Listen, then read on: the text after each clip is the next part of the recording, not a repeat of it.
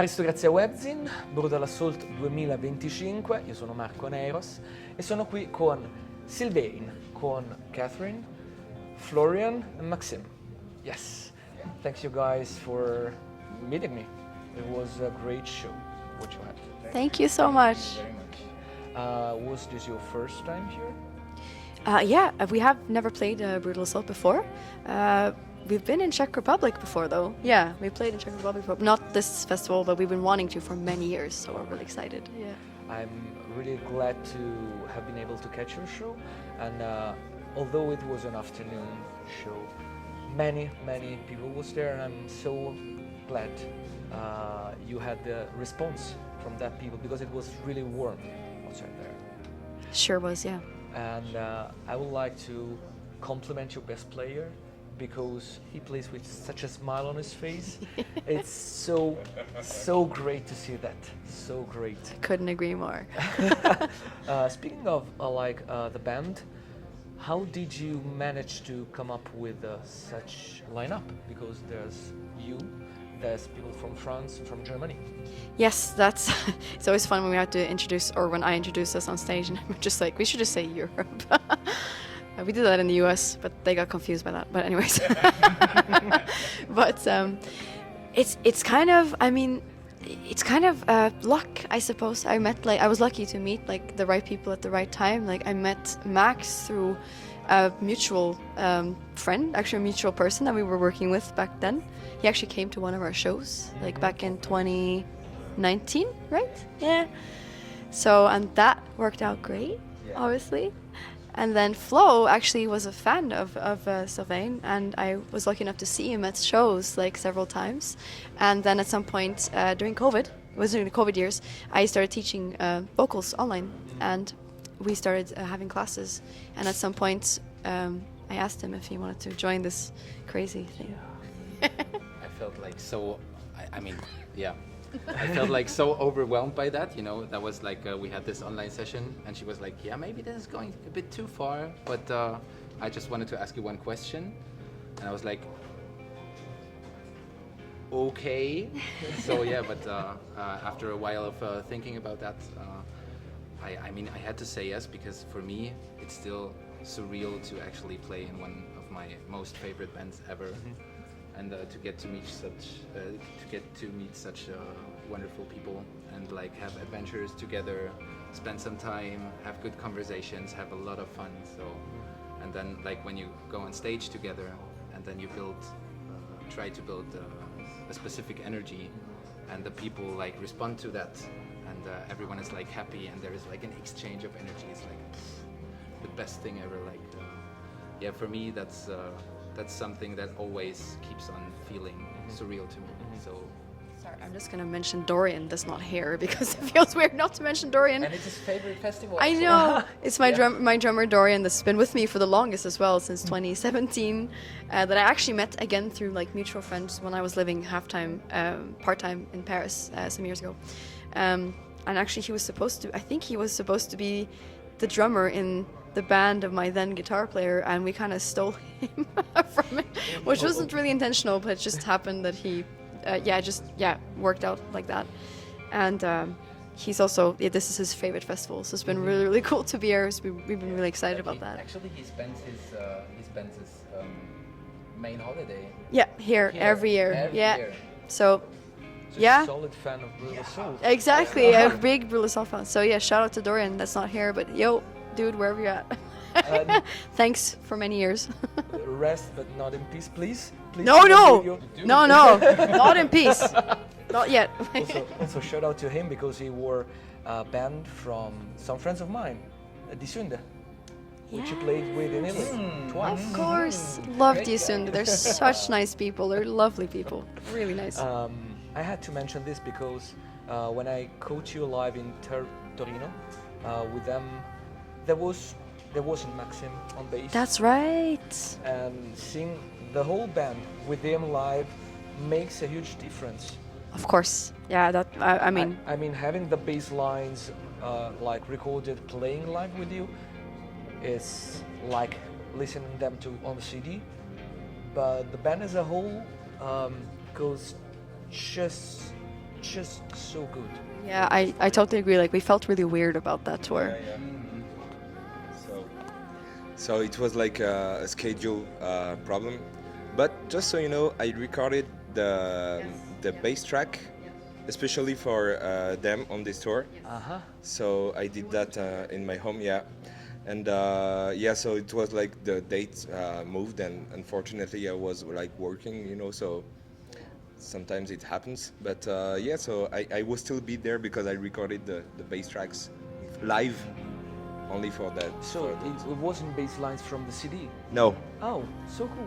Yeah, so yeah. Cool. Yeah. So because we wanted it to keep it live a bit, you know. So even if it was recording, but you know. That's really nice to know. Yeah. It makes some sort of difference, even in retrospective. Yeah. You spoke of your latest album to date, which still is Nova. It is 3 years old at some months, I believe.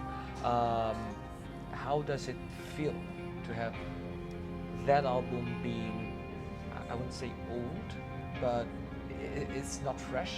How does it feel? I mean, I'm slightly terrified having to write the follow-up to this record, to be honest, which is why I'm taking my sweet time doing it. No, but it is kind of strange because it's always like that when you write music and when you're releasing stuff. You always feel, it's depicting a very specific moment in time, and especially this one is a very, very personal story.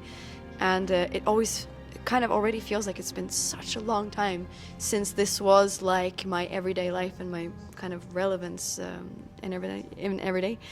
So it's weird also that it's kind of, yeah, it's almost, we're going towards 4 years now of Nova. And I just feel like it's a record that opened a lot of doors, and it's just, I don't know, I'm intimidated by it. And I'm not saying it's a masterpiece or anything of the sort. I'm just like, I'm really, really proud of this album, and I just want to take my time to make sure the next thing I make is worthy. So it's taking a little bit of time, but yeah, for now, Nova lives on. Nova still lives on and will live on. We'll keep on enjoying it. How does it feel for you guys to play those songs, Nova songs and the other album songs, even though you weren't part of like the writing and recording of it? Well, to me, I have to say, or for me, I have to say, I mean, I joined the band when I was a big fan before, and I tried to push the projects I was actually like in love with, basically. And so for me, to be part of a group that like brings songs on stage, you have like big feelings too, basically, is a very big thing to me actually. And I have to say that every song feels different to me. Like you have specific songs in the set that actually bring you down, make you feel the set even more, like make you fall into something you can't really, know where you're going, and it makes it more intense. And then you have like other songs that are super intense and just full of energy, and it's just like rage, for some parts. And yeah, for me personally, I'm just super thankful, even though I'm not part of the writing process. But also, I just, when we were talking in the beginning, I also said I really don't want to be like, it's for me it's perfect as it is. I just wanna like find my place in the live band, basically, do the best I can to like bring this on stage, and that's it. And I'm super grateful to have experiences like that, basically. Yeah, and on my side, I play bass for a living, like and like being in Sylvaine. So I loved the song, the Sylvaine, the band before, of course. I still have the ticket of the first show in my wallet as like a lucky something, and so the exercise is like to know how to give the part you have to play, the right amount of soul, the right because of course we didn't write the bass lines. I'm talking about bass, but the bass lines are really amazing. I told you that before, but yeah, so the exercise is how to play them properly. So it's not like just I'm just not like doing like the work playing them, but give soul to them.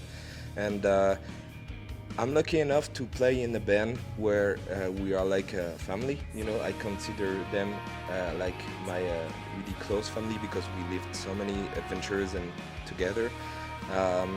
So yeah, the thing is, you have to really. It's something I love to do because you have to really listen to the songs and get into them, and then talk.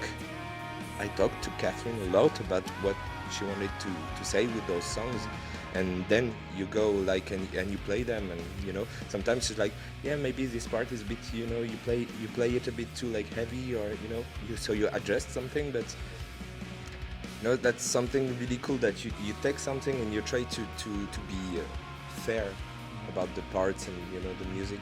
So that's how we do it. Yeah, that's true. They really do. So speaking of Nova, it dates back, now we've said it, 3 years and counting. It was like sparked from the COVID period. You've all been through it as a band as well. And I have to thank you for the online yoga classes you did. We both were one of those who followed them because it Amazing. It helped so much. That's so nice. Honestly, this COVID period for me, because I was like basically, excuse my language, but I was so fucked up back then myself. Like I was in such a bad state because of my personal life, and then the whole world went down as well. I was like, well, shit. Great timing. Yes. So, but I just decided like, okay, what can we do to get? I mean, is there a way to flip it around and make it something positive? So I was like, what can I do in my little corner of the world to bring light to others? And that was one of the things I felt like, okay, I also, at the time, was also getting my yoga teacher's degree. And I was like, okay, it would be nice to share this practice with people because I think it can bring a lot of light and positive energies when in a time when we all really needed them. In addition to, like, I want to share the stuff I love, I guess, also by teaching singing and stuff like this. So yeah, it was just one of those things that I was like thinking, maybe there's just a couple of other people out there that would enjoy this, and it's so nice to hear that you did. we were the couple of people who Yes, didn't. amazing. Thank you for coming. Namaste. You're welcome. You're really welcome. And I would like to ask you, since black metal, which is like the root of the music you play live, is a bit dark. You spoke a minute earlier about things that can like people, that bring them up. Black metal can be, doesn't with both sides of the coin. It can be dark and rough and kind of, it can let you down, but it can also bring you up. What's your three minds, they might be different, on black metal? Can it be uplifting? Does it have not to be fun? What's your take? Well, I would say, first and foremost, I'm not sure I would say black metal is the core of Sylvaine as a project, but it's one of the things, obviously. I mean, it has black metal-esque aesthetic choices, I guess you could say, or compositional choices. But I think any kind of music, regardless if it comes off as dark or light or happy, sad, whatever you want, can be uplifting. Also just because sometimes you need to be seen in the emotions that you're living, and if those happen to be more on the so-called dark side of the spectrum, that can also make you feel good just to be seen, not be alone. And that's what I hope, like, that my music can do, is make people feel anything, really. Like, I don't want to dictate what they're supposed to feel, but if it can make people feel less alone, I think that's the main goal, basically. So I think that black metal has the same effect. It has the ability to make people feel seen and therefore be uplifting, I would say. Well, to me, it feels like it depends. It totally depends on what kind of music speaks to you, basically. And sometimes you can't find peace in music that's like that you can listen to in like radio stations or whatever. And when you find a way to make yourself, I don't know, happy might be the wrong word, but like when you feel like you're in the right position while listening to an album, there is not much to be like, there's not much else to be around. Basically, it's just what speaks to you, what feels good. Basically, is good. And like for me personally, I know that I listen to quite some black metal these days as well, but I'm so not, a true guy or whatever anymore. I'm a bit sick of that, I have to say. I think like time is going on, and just because music is aggressive and makes you put like a lot of emotions you can't get rid of with other things in music, doesn't mean you have to be like brutal or true or anything. It can be sweet anyways. Like the music can be aggressive, but it can still be sweet to people and leave stuff you're working on yourself, or you can leave it in music basically. And if that speaks to others, they might kind of feel the same or have a connection. That's what it's all about for me. Like I'm also listening to 80s music. I don't give a shit like you, but there are quite some bands that really speak to me, and they play like dark music, but it doesn't pull me down. It helps me because it speaks to me. And the same thing as you said. Basically, you feel heard, kind of. And when you write music yourself or play music yourself, and it gives you it makes you lose pressure as well. That's awesome. And when you find your spot in the music genres somewhere, it doesn't matter where actually. So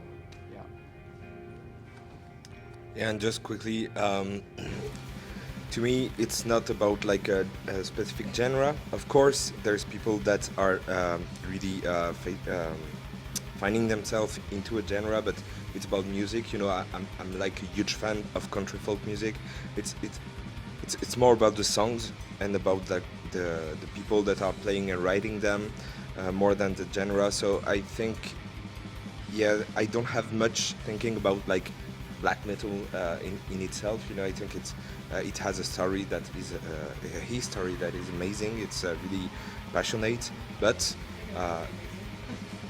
I mean, that's why I said passionate. but to finish, to conclude, it's just like it's more about the music, which you can make them and whatever. If it speaks to you, if it makes you feel sad, cry, feel better, just make you feel. That's the only thing that matters.